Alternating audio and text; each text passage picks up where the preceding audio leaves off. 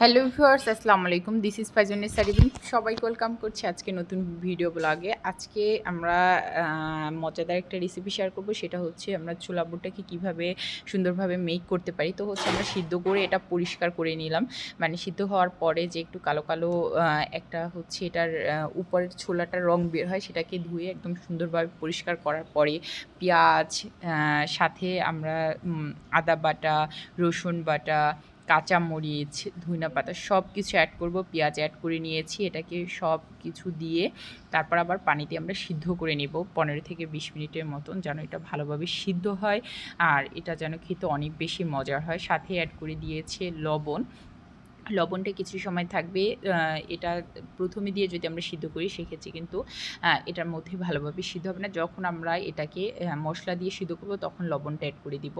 তারপরে হলুদের গুঁড়া অ্যাড করে দিয়েছে। হলুদের গুঁড়া অ্যাড করার পরে আমরা এটাকে সুন্দরভাবে পানি দিয়ে কিছু সময় সিদ্ধের জন্য রেখে দিব। যখন সিদ্ধ হয়ে যাবে তারপরে আমরা বাকি আরও কিছু মশলা অ্যাড করে দেবো। এই যে হচ্ছে পানি দিয়ে সিদ্ধর জন্য রেখে দিয়েছি, ছোলা বুট অ্যাড করে নিলাম। তো এভাবে কিছু সময় সিদ্ধ হওয়ার পরে আমরা অ্যাড করে নিব ধনেপাতা অ্যাড করে নিব, সাথে আমরা একটু টেস্টি সল্ট অ্যাড করে নিব। তারপরে আমরা এটার জন্য সবথেকে মোস্ট একটা সিক্রেট জিনিস হচ্ছে একটু চিনি অ্যাড করে নিব।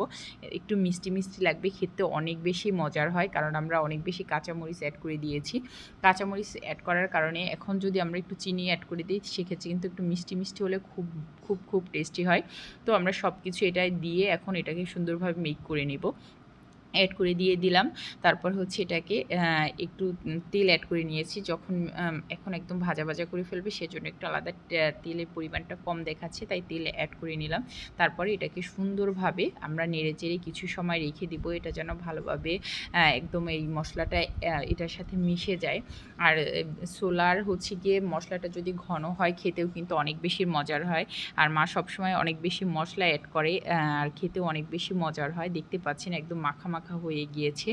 এভাবে কিছু সময় আমরা রেখে দিব। রেখে দেওয়ার পরে হচ্ছে যখন এটা একদম মিক্সড হয়ে যাবে তারপর আমরা তুলে ফেলবো। আর একটু কথা বলে নিই, যারা আমাদের অলরেডি পেজে লাইক ফলো দিয়ে রেখেছেন সবাই লাইক ফলো দিবেন, বেশি বেশি করে ভিডিওগুলো শেয়ার করে দিবেন আর কমেন্ট করতে কিন্তু ভুলবেন না। কার কার মায়ের হাতে রান্নার রেসিপি অনেক বেশি মজার অবশ্যই কমেন্ট করবেন। আর এটা কিছু সময় নেড়ে নিতে হবে, কারণ একটু পানিটা শুকিয়ে যাওয়ার পরে এটা একটু মাখামাখা হয়ে যাবে, তারপর আমরা তুলে ফেলবো। তো আমরা বেশি সময় রেখে দিব না, অল্প সময় রেখে দিয়ে তারপর তুলে ফেলবো। তো খুব মজার মজার রেসিপি পেতে আমাদের ভিডিওগুলো একটু শেয়ার করবেন আর সবাই বেশি বেশি করে লাইক ফলো দিয়ে পাশে থাকবেন। তো আজকের ভিডিও আমি এ পর্যন্তই। সবাই ভালো থাকবেন, সুস্থ থাকবেন।